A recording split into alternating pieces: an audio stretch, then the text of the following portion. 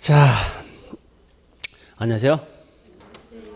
자, 우리 오늘 할 게 뭔가 지난주 이어서 금융에서 뭐 있는가 하면 저당 상환 방식이 있습니다. 자, 일단 책은 어디 보시는가 하면요.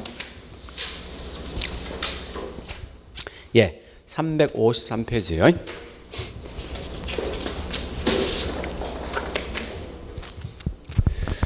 자, 일단 이 내용이 있지만 일단 프린터까지 먼저 정리할게요. 자, 일단 이런 겁니다. 내가 현재 은행에 돈을 빌렸을 때 돈을 갚는 방식이 있죠. 자, 다시 할게요. 이 저당이란 말은 결국 은행 저당 잡았다 이 말이에요. 벌써 이 말 저당 속에 뭐가 포함되어 있습니까? 저당 잡은 결과 돈을 빌려갔다는 겁니다. 빌려갔으면 그다음 뭡니까? 돈을 갚아야 되죠. 갚는데 이 말 뜻이 뭐예요? 갚는 방법에서 고되게 상환 방법이라는 뜻이라고. 그러니까 항상 개론 과목은 중요한 거는 제목 속에 모든 답이 있습니다. 이걸 먼저 아시라고요. 자, 그런데 우리 저당 상환 방식은 꽤 많지만 그 중에서 특히 많이 묻는 게 고정금리 저당과 또 뭐가 있습니까? 변동이 있죠. 그런데 이때 중요한 것은 이 변동은 절대 시험 낼 수가 없다고. 워낙 복잡한 내용이 있다 보니까 그래서 주로 시험 내면 고정금리 내용을 시험 낼 수밖에 없습니다. 그래서 자, 일단 우리 고정금리에서 돈을 갚는 방식이 크게 세 가지 방식이 있습니다. 첫 번째 원금 균등, 원리금 균등, 그다음 세 번째 뭐 있는가 하면 최정식 요 방식이 있다고요. 요 두 개 합친 걸 보통 계단식이지만 계단식이 그냥 넘어갑니다. 일단 요 세 개 차이를 반드시 기억하셔야 돼. 항상. 근데 자, 일단 우리 항상 개론감을 공부하는 방식 크게 세 가지 방식이 있습니다. 첫 번째 뭔가 하면 내용을 이해해서 문제 푸는 방식이 있어요. 두 번째 뭐 있습니까? 암기해서 문제를 푸는 방식이 있고, 세 번째 보니까 이 그림만 가지고 그냥 쭉 문제 푸는 방식이 있다고. 그러니까 지금 하고 있는 이 방식은 그림만 가지고 문제 푸는 방식입니다. 자, 일단 그러면 하여간 원금 균등, 원리금 균등, 최정식이나 무조건 다른 거 보지 말고 여기 있는 요 그림을 딱 그리시라고. 무조건. 항상 그래프는 제일 중요한 중요한 뭐 중요하면 여기 들어올 수 있는 말이 뭐냐 이게 중요한 거 사실은. 그래서 우리 매달마다 돈을 갚는 건 원금만 갚습니까? 이자 포함되어 있습니까? 포함되어 있지 이자도 그죠? 따라서 이걸 보통 뭐라는지 압니까? 다른 말로 원금과 이자, 원리금을 갖다가 갚는데 이 말 뜻이 뭐죠? 상환이죠?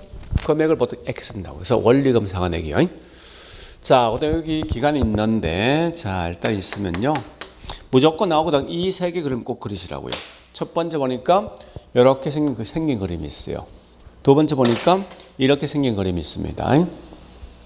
세 번째 보니까 이렇게 생긴 그림이 있어요. 이렇게.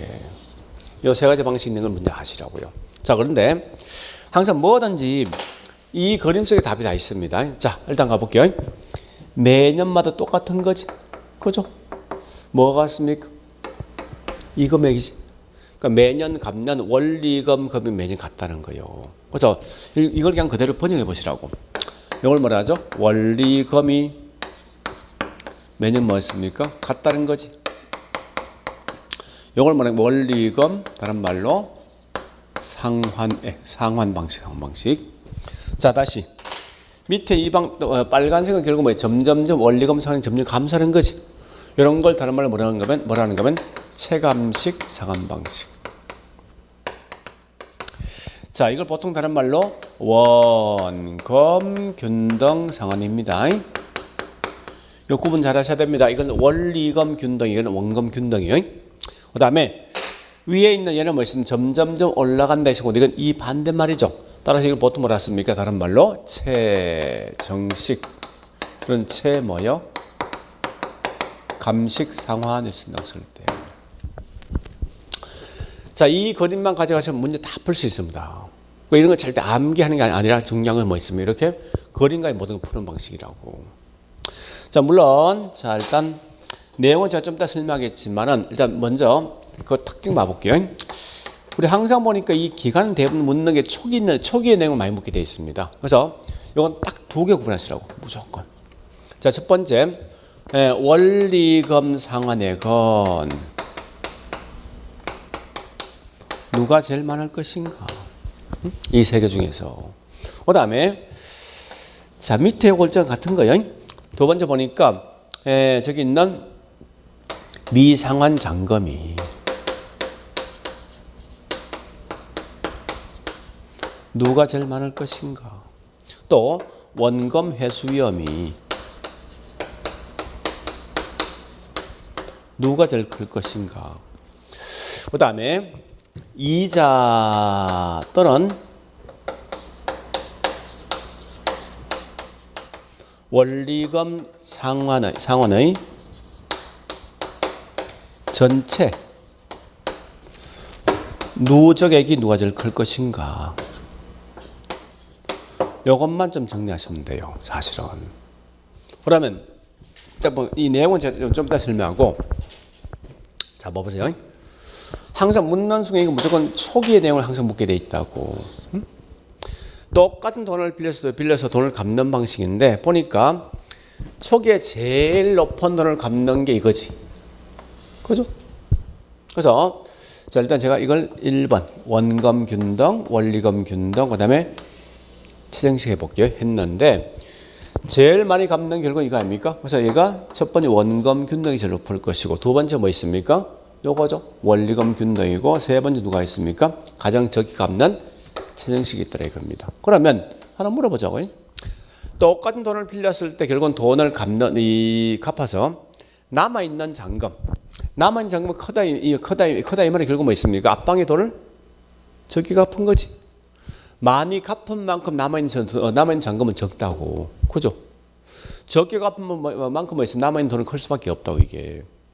그러니까 이 말은 남아있는 잔금이 크다 이 말은 나중에 그만큼 뭐 있으면 원금 회수 위험이 훨씬 위험이 더 큰 거예요 이게.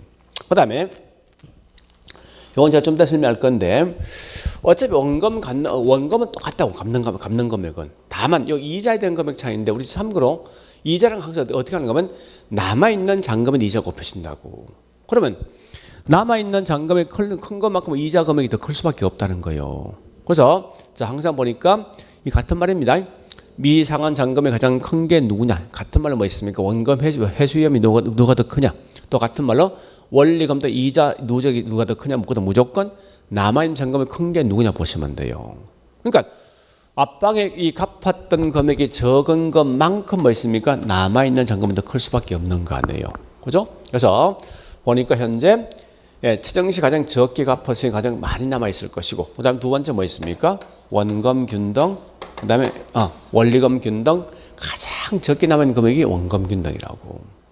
자 일단 요 그림을 좀 생각해 보시는데 이게 거의 매년 시험 나온다 생각하시라고. 아주 심플하지만 자 실제 그 예를 한번 들어볼게요. 이제 봐보자고. 이제 이런 겁니다.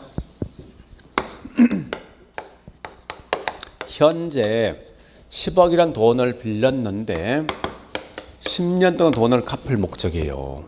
근데 매년마다 돈을 얼마씩 갚는가 한번 봐보자고. 갚을 때 이때 금리가 고정금리 10%일 걸 가정합니다.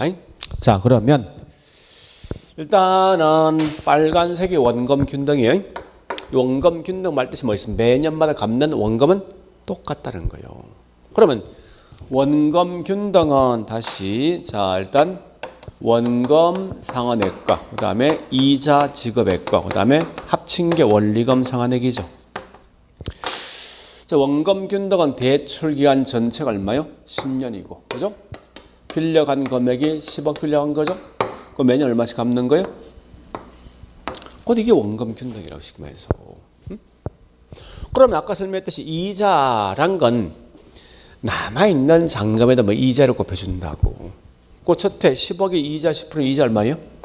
1억이지. 그러면 합친 금 얼마 됩니까? 2억 될 것이고. 자, 1년 경과된 결과 1억 원금 1억 갚은 거지.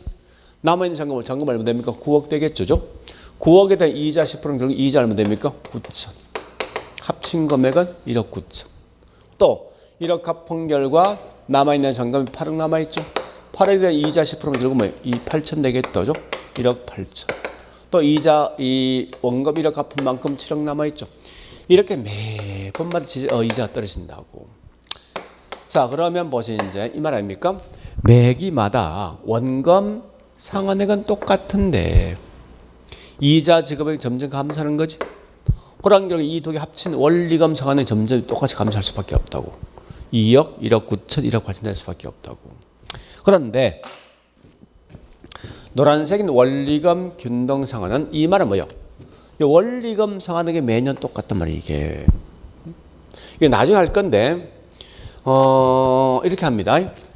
자, 원리금 상환액은 대출액에다가 나중에 할 거예요. 이거는 곱하기 저당 상수를 곱해주는데 네? 상수를 대출액이 현재 10억이고 저당 상수 현재 이게 뭐 있으면 0.16 나옵니다. 그래서 원칙은 원리금 균등은 매기마다 똑같은 금액을 갚는 거예요. 이렇게 이 금액이 같다는 거예요.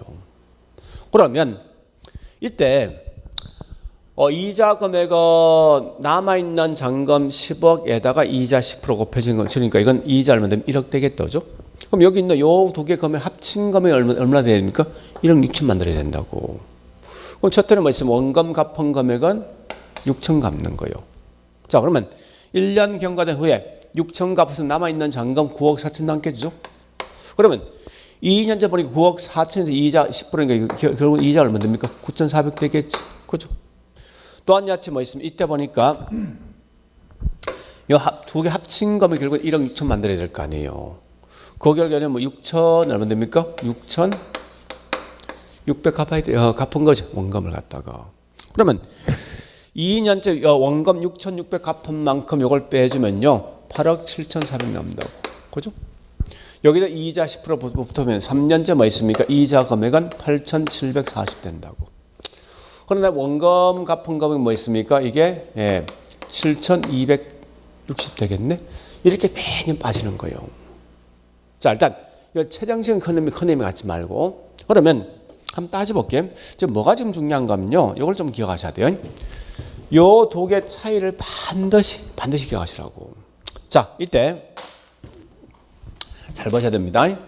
이자 지급액과 원금 상환액이 있는데 자, 둘 다 공통점은 잠시만 이자 금액은 둘 다 점점점 하락한다.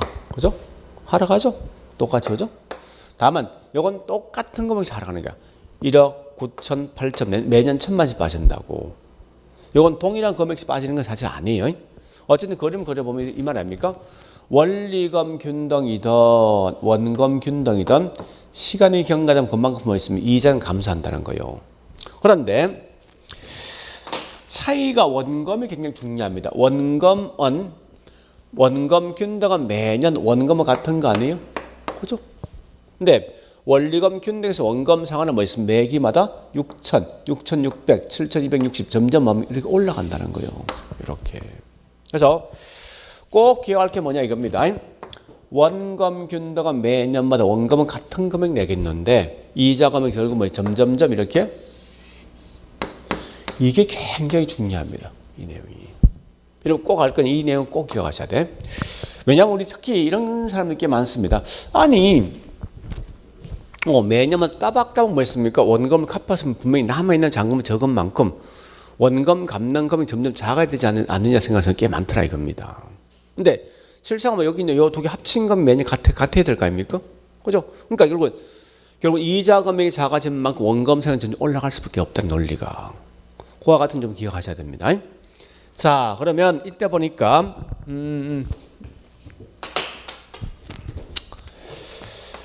자, 요걸 좀 정리하시는데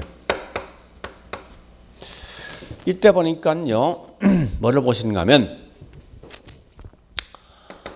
이 원금 균등과 원리금 균등에 대한 공통점이 뭐냐 이걸 좀 기억하시라고. 공통점을. 자, 공통점은 봐볼게요. 첫 번째 보니까 첫 해 1회차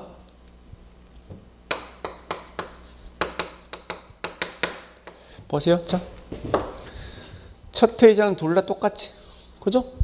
원금 균등이든 원리금 균등이 똑같이 뭐 이 1,000만 원씩 빠진다 사실은 이자 금액이. 그래서 1회차 이자는 뭐 있습니까? 네, 이자는 같다. 두 번째 매년 시간이 경과되면 이자 지급액은 점점 뭐하죠? 감소하죠. 그죠? 지급액은 점점 감소한다. 공통점이 둘 다. 그죠? 이런 거 내용을 좀 기억하셔야 돼요. 그리고 요 내용 꼭 좀 기억하시라고. 그 다음에 사실 최장식이 만들어진 논리가 있습니다. 자, 우리 최장식 이런 거요. 젊은 친구가 금방 우리 직장을 금방 들어갔을 때 그만큼 월급이 적을 거 아니에요. 그죠? 월급이 적은데 우리 보통 집을 샀으면 이런 형태 돈을 빌려가면 초기에 돈을 부담하는 금액이 클 수밖에 없다고 이게. 그죠? 큰 것만큼 나중에 첫째 뭐 있습니까? 내가 소득이 낮은데 이 부담할 때 그만큼 이 위험이 크다는 거예요, 사실은. 그러니까 내 월급이 낮을 때 내가 원리금을 적게 내고 월급이 점점 올라갈 때 점점 내는 금액이 점점 커지면 충분히 감당할 수 있다는 거예요. 그래서 항상 나왔을 때 중요한 것은 이 최정식은 다른 걸 보지 말고 젊은 계층에게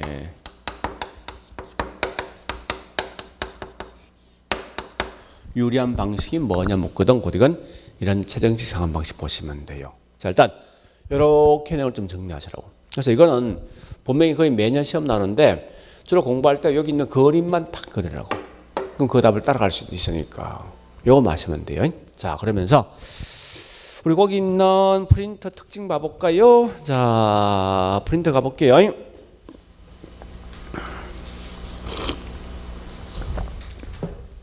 앞에 있는 1페이지요. 자, 최정식 상환 방식은 젊은 계층 유리한 방식인데 이 최정식은 1번만 기억하시면 돼. 나머지 하지 말고 2번, 3번은 자, 그 다음에 원금 균등과 원리금 균등은 무조건 기억하셔야 됩니다. 특히 중요한 것은 아까 설명했듯이 원금 상환액이 중요한데 원리금 균등은 점점점 올라가죠. 그죠? 이자 그 지급액은 좀 이따 둘 다 감소합니다. 그래 보시고 자, 밑에 있는 개념 보는데 개념 중에 특히 자, 우리 기억번 가보겠습니다. 원금 균등은 뭐 같은 겁니까? 항상 원금이 같은 거지. 그죠? 거꾸로 원리금 균등 같은 게 뭐죠? 원리금 상환이 같은 겁니다. 구분하셔야 돼 이거. 자, 그러면서 이때 자, 특히 그 뒤에 하설표 있을 겁니다. 잘 보시는데 원리금 상환액 중에서 초기에 보니까 이자가 차지한 부분이 크다. 이 말 꼭 기억하셔야 돼요. 자, 칠판 보세요. 꼭 잡으세요. 이건 꽤 중요한 거예요. 보자고요. 노란색. 전체 합친 금액이 1억 6천 아닙니까? 그 중에 특히 뭐 있으면 부분이 훨씬 더 금액이 더 큰 게 이자가 더 많이 차지하지, 전체 금액 중에서. 원금이 더 적다는 거예요. 그러니까 전체 1억 6천 중에서. 그 말 꼭 기억하시라고. 그러니까 초기에는 원리금 상환액 중에 이자 부분이 더 큰 반면에 원금이 더 적거든. 그 호기가 뭐 거꾸로 해야 되죠. 전체에 있는 금액 중 이자 부분이 점점 적어진 만큼 원금 상환이 클 수밖에 없는 거예요. 이런 내용을 좀 기억하시라고요. 자, 그래 보시고 그다음 D급번 가볼게요. 자, D급번 보니까 원리금 상환액이 점점 증가되는 형태가 뭐죠? 곧 이게 최정식이지. 그죠? 그 다음에 2번 특징 가보겠습니다. 자, 특징은 기억번의 초기 원리금 상환액이 가장 큰 게 뭐야? 원금 균등이지. 그죠? 거꾸로 니은번 이 다 같은 말입니다. 미상한 잔액이 원금 회수 위험이 가장 큰 거 전체 원리금 상환액 또는 뭐 이자 누적이 가장 큰 게 누구냐 묻거든. 무조건 남아있는 잔금이 큰 게 결국은 이자 금액이 더 크다고 아까 봤지만 그죠? 그래서 가장 큰 게 원금 균등, 가장 낮은 게 최정식이죠. 그 말 잘못했어요. 가장 큰 게 최정식이죠. 점정 최정. 왜 그렇습니까? 남아있는 잔금이 큰 것만큼 이자 금액이 더 큰 거 아니죠? 가장 낮은 게 뭐 있으면 원금 균등입니다. 요거 구분 잘 하시라고. 그 다음에 D급번 원리금 균등과 원금 균등의 공통점이 있죠. 얘는 항상 뭐 있습니까? 이자 지급액은 점점점 감소하는 반면에 첫해 이자 지급은 같은 거죠. 그죠? 자, 요거까지 꼭 기억하시라고. 이건 내용이 아주 간단하지. 이건 이 자체 매년 한 문제입니다. 그래서 우리 아마 책에 보니까 이 내용이 353페이지부터 저기 있는 358페이지까지 설명되어 있거든요. 돼 있는데 이걸 우리 그렇게 보지, 책 내용 보지 말고 프린터가 그냥 정리해버리라고. 간단하게. 되었죠?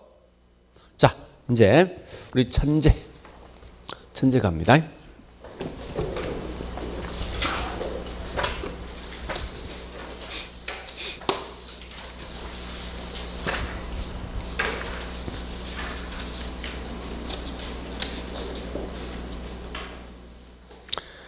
183페이지 자 천재 부터 이게 문제 얼마나 많이 나는가 하면 186페이지가 몽땅 다 여기 있는 이 그림 이거라고. 그러니까 자 이거 보세요. 딱 나는 순간 무조건 여러분 시험장 가서 이 그림 요거 딱 나오지. 그냥 그림 그래 이렇게. 여기에 뭐요? 원리검 균등. 여기에 뭐죠? 원검 균등. 여기에 뭐죠? 또는 점정식이지? 그죠? 요것만 다 그냥 한번 따라가 보라고. 왜 그런가? 문제는 이런 거요. 굉장히 쉬운데 이거 조금만 실수하면 틀리기 쉽거든. 특히 어디서 가장 많이 헤매는가 하면요. 요거 굉장히 많이 헤맵니다. 원검 균등, 원리검 균등 굉장히 많이 헤맨다고. 그 다음에 또 이 말하고 잠시 이건 원리검 균등 상환이지. 그죠? 여기 제목이 뭐요? 원리검 뭐요? 내용 다른 거 이거? 그죠? 얘는 갚는 방식이 뭐야? 매기마다 원리검이 똑같다 이 말이지. 갚는 금액에 보니까 어떻게 변화될까 따져보는 거지. 갚는 금액이 이건 갚는 방식이고. 그죠?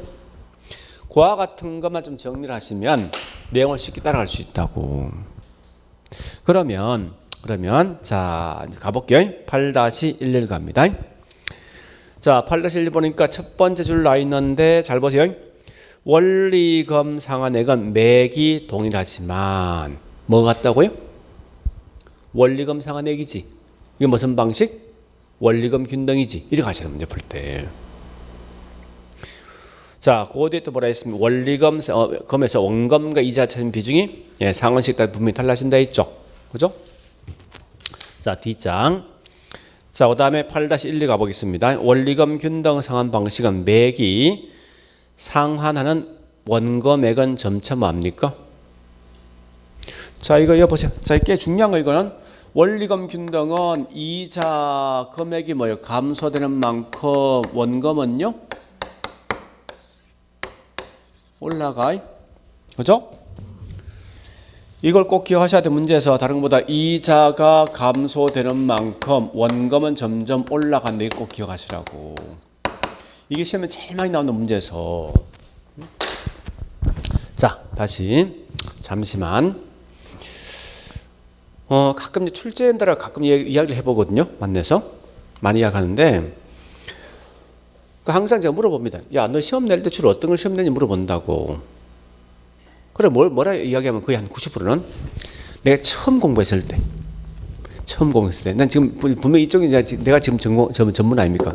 이미 다 알고 있어. 근데 처음에 공부할 때 그걸 딱 기억한다고. 맨 처음 공부할 때 똑같단 말이야. 맨 처음 공부할 때 내가 제일 힘든 파트에 있어. 뭐 헷갈리는 파트가 있단 말이야. 이걸 매번 시험 내게 돼 있어. 그러니까 그런 걸 낼 수밖에 없는 구조라고 항상. 그러니까 이건 모든 인간이 똑같은 마음이라 사실은. 이미 내가 전문가는 이게 다 알고 있는 상황인데 옛날 맨 처음 공부할 때 이건 굉장히 헷갈려 이게 사실은. 아니 생각해 봤을 때 뭐 있으면 이 원검이 점점 감소할 건데 왜 올라가냐 이거야. 응? 아까 해봤지만. 그러니까 이런 걸 보통 시험 낼 수밖에 없는 그런 구조라고. 그렇죠? 특히 이런 건 꼭 기억하셔야 돼. 특히 원검 균등이 굉장히 많이 묻습니다 이걸. 자, 그래서 거기 있는 말이 그거죠. 8-12가 8-13 같은 거요. 자, 원리검 균등 상환 방식 항상 나오거든. 나 같으면 자 잠시 나 같으면 제일 먼저 이거인지 이거인지 반드시 표시를 하겠다 이렇게. 누구인지. 이 제목을 잘못 판단하면 답이 달라지거든요. 이게. 그죠? 원검 균등은 이자 지급액은 감소하지만 원검 맞아? 원검 메뉴 같은 거 아니고? 그지? 요거지 아닙니까? 그러니까 이 두 개를 먼저 구분하시라는. 그래서 8-13번이 뭐 있으면 원리금 균등 상환 방식이지. 위에 있는 요거 묻는 거 아니에요? 그죠? 그래서 이거 묻는 순간 뭐 있습니까? 상환 초기부터 후기에 갈수록 매기 상환액 중에 원금 상환액 점점 뭐 한다고? 커진다. 똑같은 말 아니야, 문제가. 그죠? 자, 8-14 가볼게요. 예. 얘도 이 매기 이자 상환액이 감소한 만큼, 자, 그림 갑니다. 요 그림 항상 그리셔야 돼. 요거 아니에요? 이자 감소한 만큼, 칠판 보세요. 감소한 만큼 원금이 올라갔는데 이건 이 방식이지. 그지? 이건 이자 감소했는데 원금은 같다 쓰면 이건 이 방식이고. 그죠? 이거 두 개 구분해서 하는 거 문제에서. 자, 보내보시고. 예, 그 다음에 8-21 가볼게. 자, 상환액의 초기는 뭐 있으면 적게는 점점 올라간다. 이거 뭐야? 다른 말로 최정식이죠? 그죠? 8-2 가볼게. 미래소득 증가 예상되는 실혼보복에 굉장히 유리한 방식은 뭐죠? 점정 또는 최정식이죠?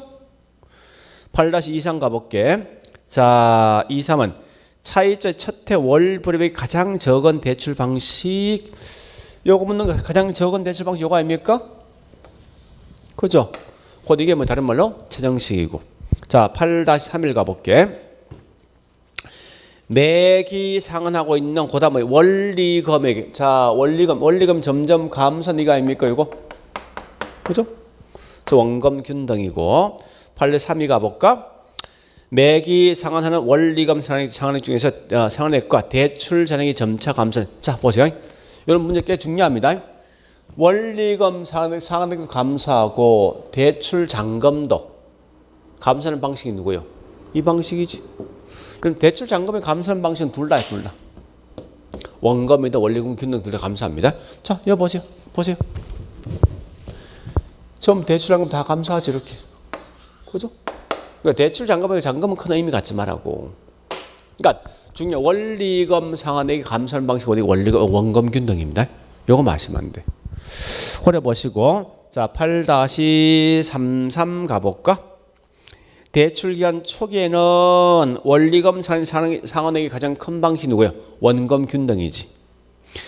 8-34. 자, 요거 잠시 프린터에다가 좀 적어 놓으세요. 프린터에다가. 자,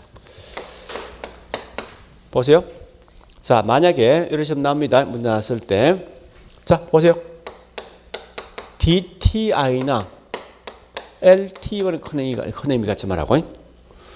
이건 다른 우리 총부채 상환율 그다음에 이건 대출비율인데 큰 의미 갖지 마세요. 자, 이런 말 딱 나오면 이 말 딱 나오는 순간 무조건 이거 뭐 있습니까? 나오거든. 같은 말이 원리금 상환액은 요 말 묻는 거예요. 문제가 표현이. 그다음에 몇 년 경과 후에 요 말 된다고. 몇 년 경과 후란 말 딱 쓰면 이건 무조건 뭐 있습니까? 남아있는 잔금. 자, 다시 처리 정리해 줄게. 우리 문제에서 보면 우리 거기 있는 8-34가 똑같은 건데 나오고도 무조건 DTI 그럼 뭐 있습니까? LT 뭐냐면 이건 신경 쓰지 말고 앞에 말이 중요하다고. 대출 실행 시점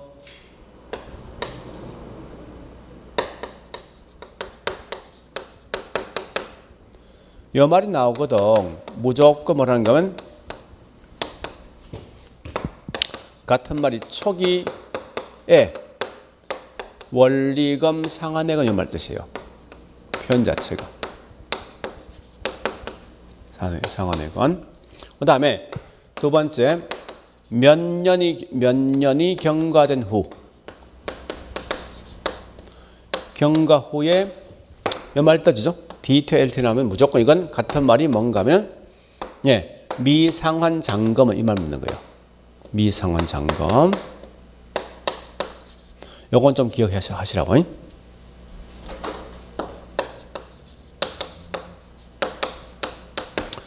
말 같은 표현이. 이 말 신경 쓰면 나오거든. 이걸 찾아가자. 이런 거.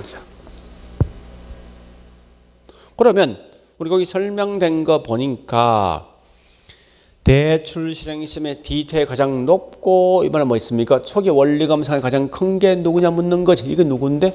원금 균등이지. 그죠? 그 다음에 10년 이 다른 시점에 LTV가 가장 낮다 이 말은 뭐 있습니까? 네, 미상환 잔금이 가장 낮은 방식이 뭐죠? 원금 균등이지. 그죠? 자, 그래 보시고 8-3-5 갑니다. 첫해 월 불이백 납부 후에 만기 전 중도 상환할 경우에 미상환 잔액. 자, 그 말이 핵심이죠. 미상환 대출 잔액이 가장 적다 이 말은 앞방에 많이 갚은 거지. 거기 누구예요? 원금 균등이지. 됐죠? 자, 다시.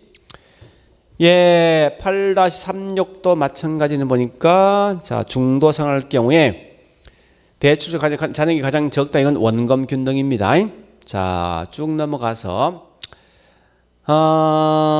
예, 8-38 가볼까? 대출자 입장에서 차입자에게 무슨 방식은 대출하는 것이 원금 회수청에서 보다 안전한 예면 그만큼 위험이 적다는 거지. 위험은 가장 적은 방식이 뭐예요? 원금 균등 아닙니까? 그죠? 그래 보시고 자, 이제 9-11부터는 잠시 해보세요. 이제 잠시 보세요. 지금부터 문제 풀 때 이렇게 풉니다.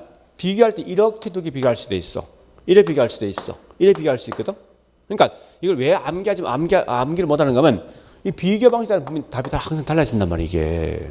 그리고 거기 있는 9-11부터 있죠. D장에 있는 예, 9-32까지 몽땅 뭐냐 전부 이거 묻는 거야. 이런 순서가 달라진다 이게 비교 대상이. 9-11 가볼까요?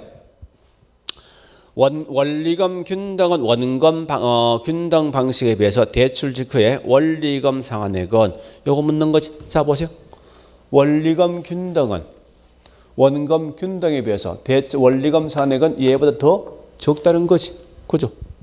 그 다음에 8-12 원금 균등은 원금 회수 위험이 원리금 균등 방식에 비해서 훨씬 뭐예요? 자, 해보세요. 요 놈은 얘보다 앞방에 많이 갚은 만큼 원금 회수 위험이 훨씬 더 적은 거지. 그죠? 이렇게 좀 비교할 때 달라진다는 게 문제가. 자, 쭉 가시고 9-16 가볼까? 자, 원금 균등 방식과 원리금 균등 방식의 공통점은 1회차 뭐 있습니까? 이자 지급이 같은 거지. 다시 9-15 가볼까? 원리금 균등은 원금 균등 방식에 비해 초기에 원리금에 대한 이자가 차지하는 비중이 훨씬 더 커지. 칠판 이건 아셔야 돼. 이거 암기하시라고. 자, 칠판 보세요. 초기는 이자 지급액은 같은데 문제는 뭐 있습니까? 이 전체 있는 금액 중에서 자, 봐볼게요. 원금 균등은 원리금 상환액 얼마예요? 2억이지. 2억에 대한 이자 얼마예요? 1억이지. 이건 몇 프로? 50% 아니에요? 근데 밑에 있는 이 원리금 균등 상환 방식 원리금 균등 상환 방식 원리금 상환액은 1억 6천이죠? 근데 이자 얼마 차지합니까? 1억 아닙니까? 그러면 이거 아마 거의 한 70% 차지할 걸? 그죠? 그러니까 이걸 안 되면 암기하시라고. 초기에는 원금 균등보다 원리금 균등 상환 방식이 원리금 상환액 중에 이자가 차지하는 비중이 훨씬 더 크다. 요거 기억하시라고. 이건 단답은 기억하셔야 돼. 자, 일단 그래 보시고요. 예, 그다음에 또 자, 9-2 가볼까? 대출 실행 시점의 총 부채 상환율. 자, 이거 보세요. 이거 뭐랬던 거지? 요 말 나오면 항상 뭘 묻는 거예요? 초기 원리금 상환액은 이 말 뜻이라고. 표현 자체가. 그죠? 원리금 상환액은 최정식 방식이 원금 균등은 항상 뭐예요? 적지. 자, 보세요. 이 말 아닙니까? 얘보다 최정식 방식은 원금 균등 훨씬 적은 거 아닙니까? 초기 내는 이 압박 내는 금액이. 그죠? 그래 좀 보시고 자, D장에 9-31 갑니다. 원금 균등 방식은 원리금 균등 방식에 비해서 전체 대출 기간 만료 시 누적 원리금 상환액은 이 말 딱 묻는 순간 남아있는 미상환 잔금을 생각하고. 왜? 우리 항상 아까 뭐라 했습니까? 이자 금액은 무조건 남아있는 잔금에 대한 이자를 곱해주는 거죠. 그 남아있는 잔금이 큰 게 그만큼 뭐 이자 금액이 더 크다고. 이 말은 원리금 전체 누적이 더 큽니다. 그 다음 같으면 결국 밑에 있는 9-3 이하 아닙니까? 총 이자 크기는 제일 큰 게 남아있는 잔금 누가 제일 큽니까? 최정식이지. 그 다음에 원리금 균등이지. 가장 나중에 뭐 있으면 원금 균등 아닙니까? 그렇게 문제 푸시라고. 자, 일단 요거까지입니다. 문제 엄청나게 많죠, 그죠? 이거 다 풀어보셔야 돼. 왜냐면 여기서 100%의 시험 나오게 돼 있으니까. 그러니까 우리 거기 있는 그 내용만 잘 정리하시면 충분히 문제 풀 수 있는 그런 내용이라고. 되었죠? 자, 그래 보시고. 그 다음에 우리 이 계산 문제가 참 머리 아픈데, 자, 잠시 좀 설명해 드릴게요. 우리 한번 책 보니까 이게 계산 문제 어디 있는가 하면, 자, 저기 있는 358페이지입니까? 기본서. 자, 여기 보세요. 한때 우리 거의 매년 시험 났던 게 LTV하고 DTI하고, 그 다음 뭐인가 하면, 저기 있는 부채 감당률. 요걸 통해서 대출 가능 금액이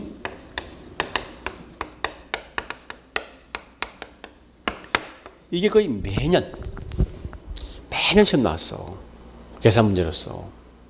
그런데 우리 작년부터 보니까 우리 현 정부 이 정부 보니까 이게 좀 너무 과하다 해서 새로 어떤 대출 조건을 만들었거든. 곧 그게 뭔가 우리 신DTI 같은 게 있다. 신DTI 같은 거. 이런 게 나오다 보니 이게 시험 지금 안 나온다면 이게 작년부터. 근데 문제는 이 신DTI든 이런 공식 사실 굉장히 어렵습니다. 그래서 아마 누구든지 이 내용 거의 시험 못 내게 돼 있다고. 자, 결론. 요건 아마 거의 앞으로 시험 안 나올 거예요. 왜? 지금 현재 한국에서 안 쓰고 있으니까. 그래서 굉장히 쉬운 건데 지금 안 나오거든. 그러니까 굳이 우리가 책에 보니까 나와 있는 공식이, 그죠? 358페이지, 359페이지 등등에 대한 공식이 있지만 이거 하지 말라고. 그냥 넘어가라고. 큰 의미 갖지 말고. 되죠? 자, 그래 보시고 좀 쉬었다가 361페이지 있는 저당 유동화 제도 할게요.